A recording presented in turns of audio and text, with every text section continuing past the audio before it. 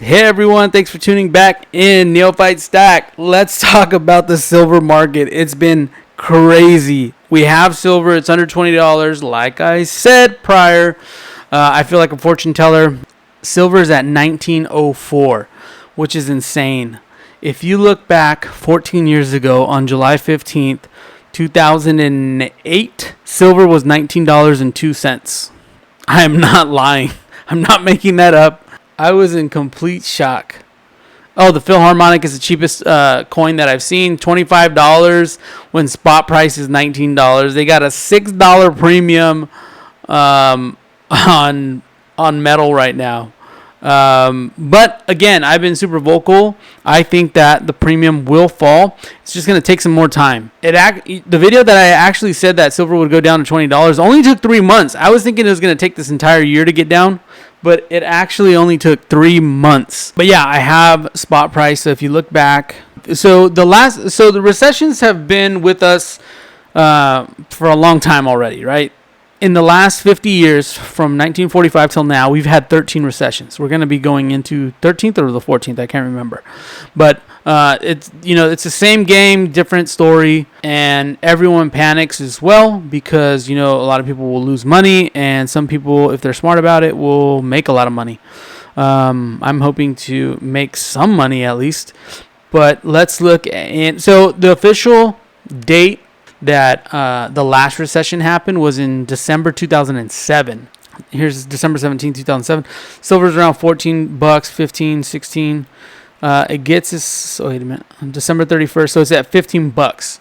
And then we have a run because now we're officially in recession, right? And that's in March. 3 months after a recession's called, we get a rise in the price of silver, and then it plummets. It goes all the way back down to $9, under $10 spot price, and that's October. So almost 10 months later, you get a crash of the price. And then here's what everyone gets excited on. Boom. It starts to run, and it takes 2 years. It goes from 2008 to 2011. So the official timeline for the recession to be over was in June of 2009. So here's July. So June. So it goes down, and then it gets back right to around the same price it was trading at, which is kind of weird because we just had a decline. Now the price is back down, and then there's a huge, gigantic run. I'm guessing that this is what everyone's getting excited about from the last run. This is when it's going to happen. But if we go by this timeline, history repeats itself. We'll see spike prices in 2024, which is crazy because I was reading about Obama's presidency in 2011. They had some issues with the economy, and this rise in price was running up to the presidential election. So in 2024, that's 2 years after, we have a recession. We get out of it, and then we have a new president coming through. Maybe we'll see a spike rise. But this is what I'm trying to get at. I'm trying to see if I can somewhat buy into SLV at a much lower rate. Right now, we're already at the 52-week high. In the last 5 days, the low, sorry. Silver's already gone down. SLV, I'm sorry, which is backed by the physical. This is the stock ticker symbol SLV for the iShares Silver Trust Fund. It already went down to 1682, which is the 52-week high. The low. And then we had a $24 high, almost 25 of silver. But in the last, let me see here. So year to date, it's down 18%. In the last 6 months, it's down negative 20%. And in the last year, it's down negative 27%. So, again, this is like in the last year, look at that. Bottom was 19, 20, 20, 20, 19. Now it's $2 lower. So I'm thinking that you can start to dollar cost average going in right about in the next couple of months. If silver shoots down to $15, definitely this is what I would normally do to dollar cost average. But again, this is because I don't have a whole lot of money. You would need hundreds of shares to make a substantial profit in the next coming 2 years. So that means a lot of capital up front, and you're going to have to sit on it for more than 2 years to figure out if you're going to make any money on it. So, which is super interesting too, because I was looking at all the big hedge funds. So SIG Capital, SIG Group, they do $500 billion in assets under management. They did calls and puts on SLV, and they're not very big, but for their portfolio, they're not very big. But we're talking about $500 million worth on a call, and $200 million on a put. I believe. I think it was call and put. I can't remember. But they're pretty much hedging. So they put a call in case the price does rise, and then they put a put in case the price does go down. So they're just hedging. So here it is. You can see who's hedging. So this is the biggest player right now. $520 million, $500 million. They put a call in. They got in somewhere in between January, February, and March of this year. They put this buy-in, this contract, and then they also they're more optimistic that the price is going to go up. This second one is CTC. I don't know who they are. They put in a $430 million, which is very high on their portfolio. It ranks number 29 out of their portfolio. They put a call saying that the price is going to rise. And then JP Morgan, who is the owner of the most physical ounces, we all know that they hold the most physical. They actually put a put on it. So in the last 3 months, has the price gone down? And if you do the last 6 months, remember, their contract was for the beginning of the year. So from January, so it was $21 in January, and it went down to $20. If they were holding, so they came out of, so those 13F filings were from January to like up here until March.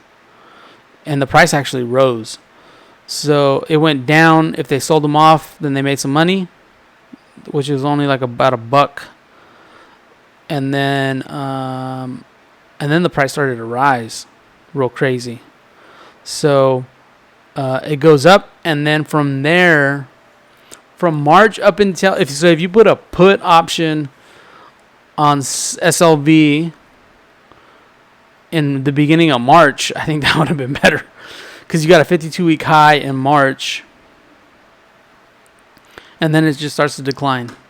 So if your contract ended in June, I think you would have killed it. It would have went from the high of 24 all the way down to like 20. I don't know. I'm still learning all that stuff. Anyways, moving right along. So there's a lot of action right now with the hedge funds. The 13F filings for this coming quarter should be out by next month. They're slowly trickling in. I think they have until like August 15th or something like that. But they start to update this website that I'm on not until probably in August they'll start to update it more. What else? I bought 3 Grace's silver 1-ounce bars, so I'm adding those into my guardhouse box. So I got 5 more ounces. Really cool piece. If you guys haven't checked them out, 30,000 minted. It's got the 3. I was doing research on Wikipedia. I didn't know anything about it. There's a really cool video that I wanted to share with you guys. It's this one right here by the Royal Mint. They've actually turned off comments and stuff. You can't share it or download it. I was going to just save it onto my playlist and you can check it out, or even copy paste the actual link and it won't let you. So they've locked it. But this is a really cool video. It explains all of it. So if you haven't picked up those bars, those should be pretty good because of the mintage. I think 30,000 coming to the States, and then 5,000, I believe, are staying in the UK. I believe. I'm not too sure. SIG, I was doing some research on SIG. What else? So yeah, silver stock, that's going to go down as opposed to trying to buy physical silver when it plummets. We all know that we can't get our hands on it. And this is something that I was looking at. What else? Yeah, that whole thing about the whole 14 years ago, silver was nearly the same price. It was 2 pennies less. That is insane. That gives me a lot of just bad vibes, and I know I don't want that. I know that silver is going to do well in our lifetime. It's going to go up. Just right now we have to deal with all this manipulation and stuff. So, but it's really kind of upsetting to see that. 14 years ago, if you bought an ounce of silver, you made 2 pennies off it. And no, I mean, now you can't even buy silver at, $19. You have to pay $25 for it right now. So I mean, this is wild, man. It's just something to kind of think about. You know what I mean? When I see other stackers who have stacked real heavy, oh man, like you're betting again that price is going to go past whatever you buy your silver at. So if you pay $25, you're betting that spot price is going to jump past $25, so you can start making some money off it. And I think that's why stocks are just so much easier to do. That's why I've limited myself to buying so much precious metals. I honestly follow that 5 to 20% rule. You shouldn't have any more than 20% out of your entire portfolio or net worth. And you gotta budget. You gotta figure all that stuff out. That took me a lot of time to do. I'm horrible with money, horrible with planning and paying debt. That's why I'm in so much debt right now. But moving forward, I've made significant progress. I'm not gonna lie, it's very surprising. But I think that's something that I kind of wanted to hit on too. Is that there were some videos out there that said, "What has silver done for you?" And that's what it actually has done. It's helped me organize my finances, because when you do get into buying silver, you want to spend a lot more money buying it because it's just so cool to buy and to hold, and it makes you straighten out your spending habits. Right? It's kind of like, hey, you know what? I don't want to go there because I know I'm going to burn that money. I'm never going to get anything out of it. And if I spent it on silver, I got some potential that it'll gain, and it's a beautiful piece to look at. So, what has silver done for me? It's done a lot. It really has. It's kind of like reorganized my finances. Now, I'm not going to sit here and say like I'm perfect with my budget now. No, we still struggle to break these habits. These habits have been happening since the day we're born, right? When you go to any grocery store or department store and you see little kids, I'm talking about, age 3, 4, 5, 6, running around the department store, they just want to buy everything. You always see them. Mom, can I buy this? Dad, can you buy me this? And it's like we're grown to consume. We are birthed to consume in this country. That's all we want to do is just buy the new things that keep coming out. And there's never an endless, it's never going to stop. And I think that's where I kind of pump my brakes and I realize that I need to buy what I need, not what I want all the time. It's nice to buy things that we want, but don't get overwhelmed with that, right? Just buy what you need, stay within in your budget, and you'll always be good. You won't have a stressful life going to work that you don't want to work, or just repeating that rat race thing. I think silver and investing has given me that hope of getting out of debt and buying things that will produce money for me so I don't have to work later on, or the faster I can accumulate these things, the faster I can stop working as much. And that's a beautiful thing. It's a beautiful piece to look forward to, as opposed to putting in all those years of work and saying, I have to work 40 years before I retire. I mean, I think this is the new generation of thinking, especially with so much information out there, that if you did go to, say, college, or you did get a really good trade job and you make more than whatever's in your city for the average income, say you make $80,000 and your living expenses are very small, you can save $2,000 monthly.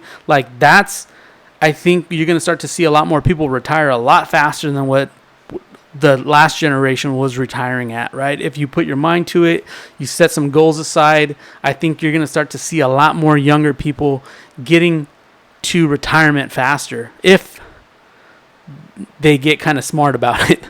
And we're kind of already seeing it now. We see, the FIRE movement, which is really, really cool movement. If you haven't seen it, FIRE is called FIRE. It's like early retirement, where high income earners are saving 70, 80, 90% of their paychecks, and they're pumping it into the market and buying assets that will produce cash flow so they can just retire early. And you see these magnificent stories about 30-year-olds who are already retiring, living abroad, spending little, traveling a lot, and it's just really, really cool to see. If you stack silver and you come into this community and you're excited about stacking silver, I think good things are going to happen to you financially, and you're going to be a lot more responsible the sooner you get in. And I think that's pretty cool. That's something that not a lot of other things that you buy per se do that for you. Moving forward, though, let's put some predictions out there. I'm guessing that silver is going to go down. We're going to have that small crash. I'm thinking that it's going to go through maybe to $14, $15. If it goes under 14, I think it would be a great time to buy the SLV. Start chipping away at that. Buy as many shares as you can. And then once it gets past, $20, stop buying. And then rake in your profits when it peaks. Whether it be 1 year or 2 years later. So that is pretty much what I wanted to talk about. Not much else, man. I bought those Archangel pieces. Those are beautiful. South Korean Mint is killing it, man. I love their stuff that they're pumping out. I think they're super underrated. A lot of people are jumping on the Germania Mint, which is cool too. They have good products too, but I just love the detail of the South Korean Mint. The Komsko, I believe it's called. They're just, man, beautiful, magnificent pieces that are coming out. And then I got the Royal Mint pieces. So 5 more ounces. That's wild too. I've had 2 purchases in the last 30 days, which is crazy. It feels like I get witty. I get excited about it because I'm buying silver again. But I still got to refrain from buying silver until these premiums come down. I'm not going to pay $6 on plus premium. I know that was an issue. It's been vocal. I made comments on other people's channels about it. There's people who are criticizing me saying, you know what, who cares what the premiums are? Silver is still undervalued. I beg to differ. It's been, like I just said, 14 years ago, silver was 1902. Today, it's 1904. So that's facts. That doesn't lie. That doesn't, and the way that they manipulate the market, this can go on for I don't know how much longer because those dudes are still denying it, I think. I was watching Gold Silver Pros and, man, I think they're still denying it, that there's any kind of manipulation in the market. So that's wild. They're going to go to jail, I believe, which is a good thing. One for us. And that's pretty much it, guys. And happy blessings, happy stacking.